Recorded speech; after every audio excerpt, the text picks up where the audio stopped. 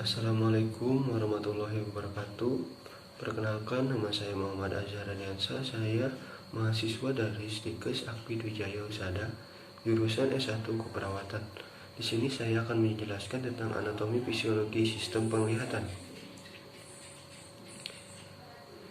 Nah, di sini ada anatomi dari mata. Mata secara garis besar terdiri dari 3 lapisan dari luar ke dalam, yaitu yang pertama ada tunika fibrosa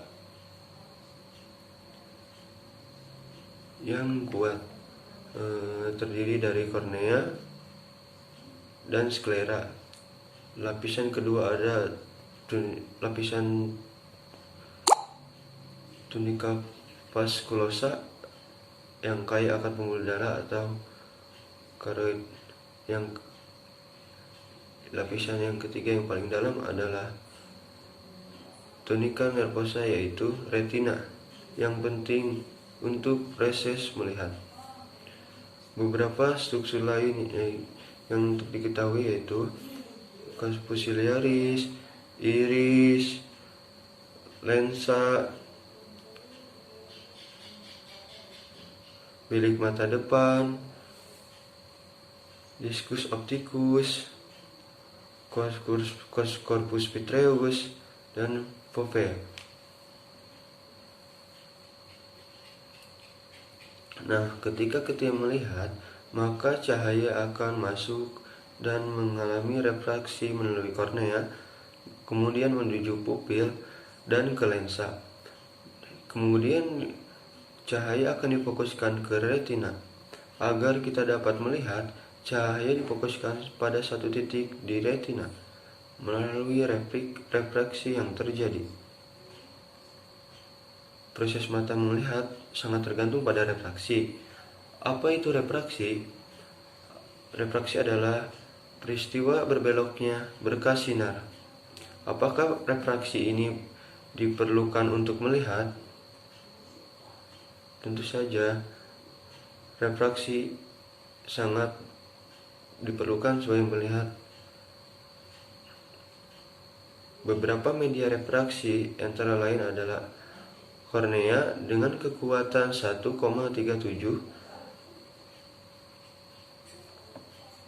kemudian bilik mata depan dengan kekuatan 1,33, lensa 1,40, dan corpus vitreus 1,33.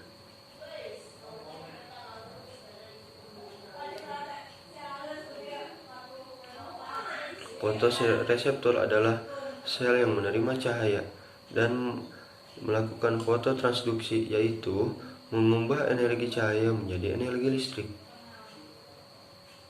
Fotoreseptor ini dibagi menjadi 2 sel batang dan sel kerucut. Fungsi keduanya pun berbeda.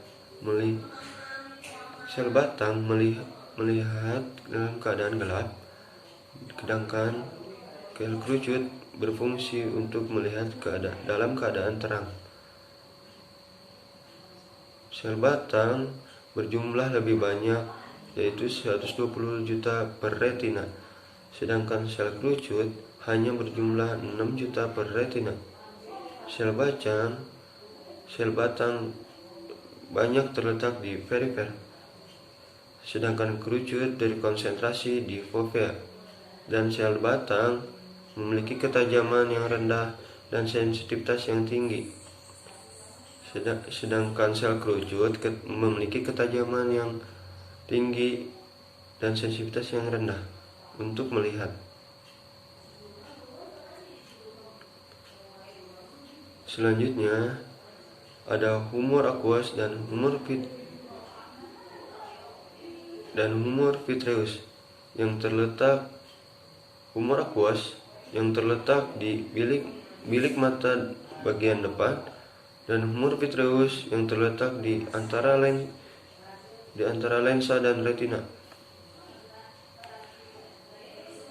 Apa fungsi dalam ada cairan tersebut? Mari kita bahas perjalanan dari humor aqueous. Jika mata bagian depan kita perbesar akan gambar seperti ini. Humor aqueous ini diproduksi di korpus ciliaris dan dikeluarkan ke bilik mata bagian belakang. Setelah dari bilik mata belakang, cairan ini keluar melalui pupil ke bilik mata depan. Setelah dari sini akan dikeluarkan melalui trabecular meshwork, kemudian ke canales clamp dan menuju vena aliran Opus Clare. Nah, apa saja fungsi dari humor aqueous dan vitreous? Apa fungsi humor aqueous dan vitreous? Humor aqueous mempertahankan tekanan intraokular, memberikan nutrisi bagi kornea dan lensa sebagai media refrakta, menjaga integritas struktur. Terus ekskresi produk-produk metabolik. Humor vitreous, cairan yang terletak antara lensa dan retina, bahan setengah cair yang berfungsi untuk mempertahankan bola mata.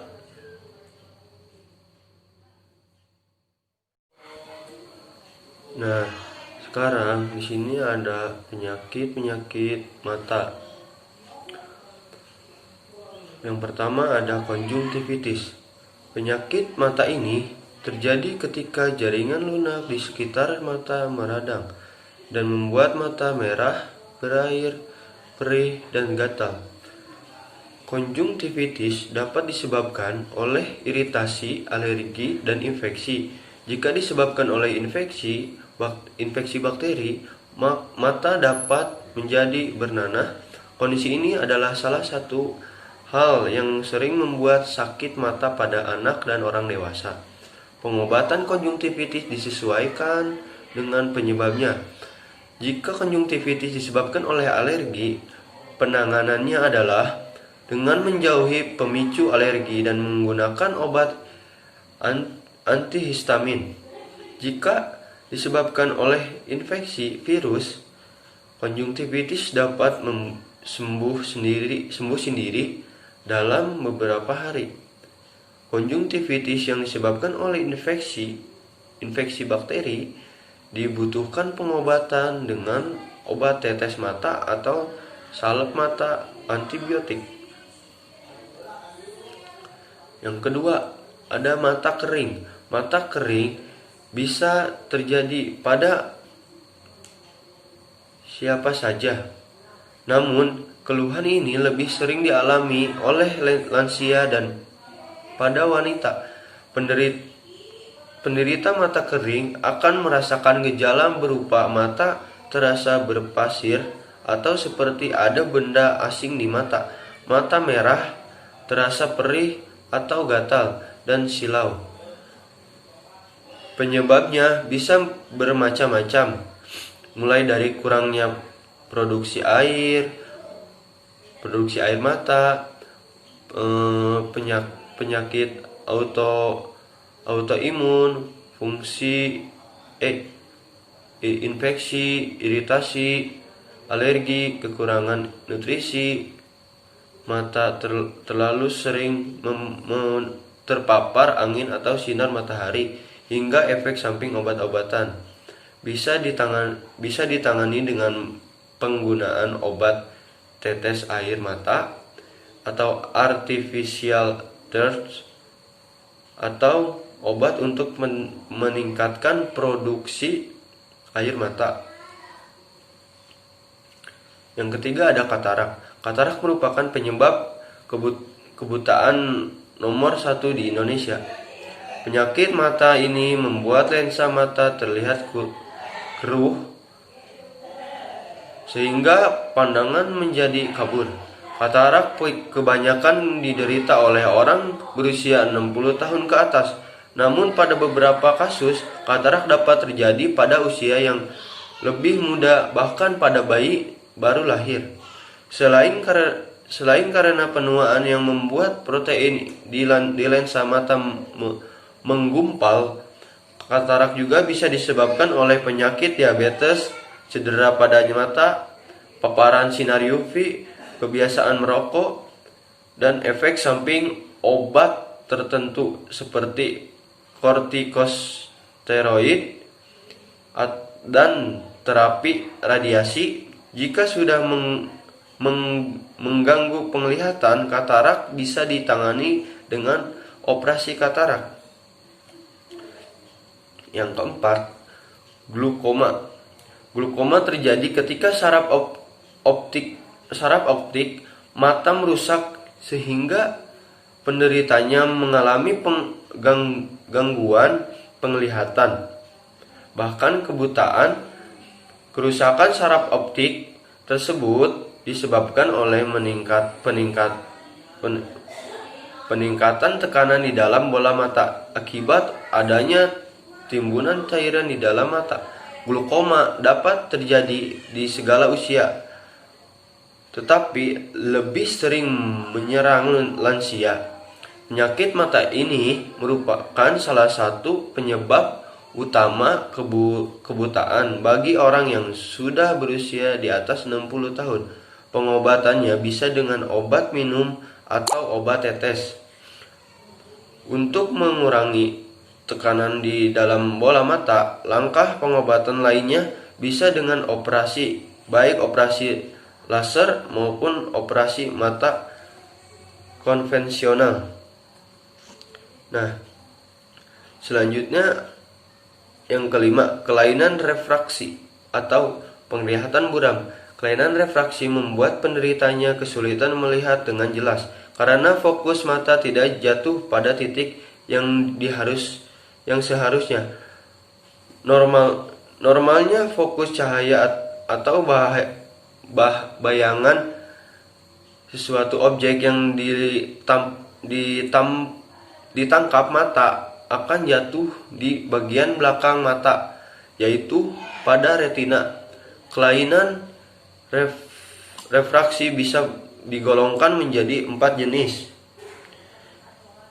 Nah, yang pertama ada rabun. Yang pertama ada rabun dekat.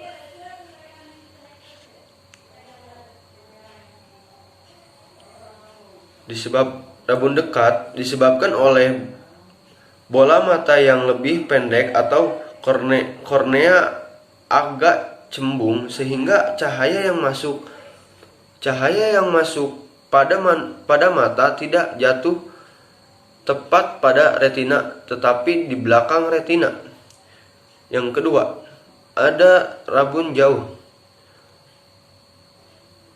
Rabun jauh atau miopia disebabkan oleh bola mata yang lebih panjang atau kelengkungan kornea yang terlalu cekung, sehingga cahaya yang masuk pada mata tidak jatuh tepat pada retina, tetapi sebelum retina.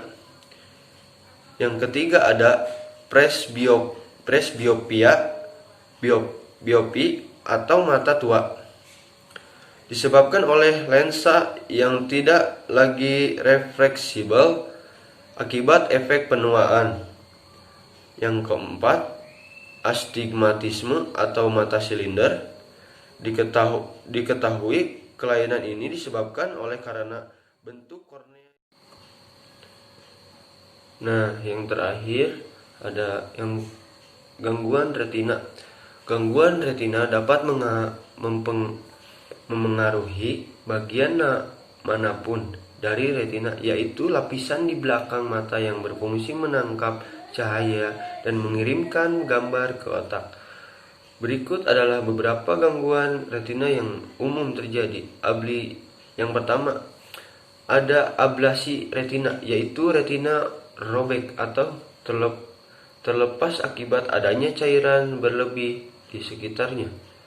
Yang kedua, ada retinopati diabetik, yaitu gangguan retina yang terjadi pada penderita diabetes, khususnya pada penderita diabetes yang tidak berobat teratur. Yang ketiga, ada epiratinal membrane, yaitu jaringan parut di atas retina. Yang keempat, ada lubang makula, yaitu cacat kecil di tengah retina. Kondisi ini dapat terjadi ketika mata mengalami cedera. Yang kelima, ada degenerasi makula, yaitu menurunnya kemampuan melihat akibat penuaan. Yang keenam, retinitis pigmentosa, yaitu penyakit degeneratif yang memengaruhi retina. Penderita penyakit mata ini dapat merasa rabun di malam hari, penglihatan terganggu, atau mudah silau. Nah, mungkin sekian dari saya. Kurang lebihnya mohon maaf. Bila ada kekurangan silahkan komentar di bawah di dalam video ini. Terima kasih atas tontonannya. Wassalamualaikum warahmatullahi wabarakatuh.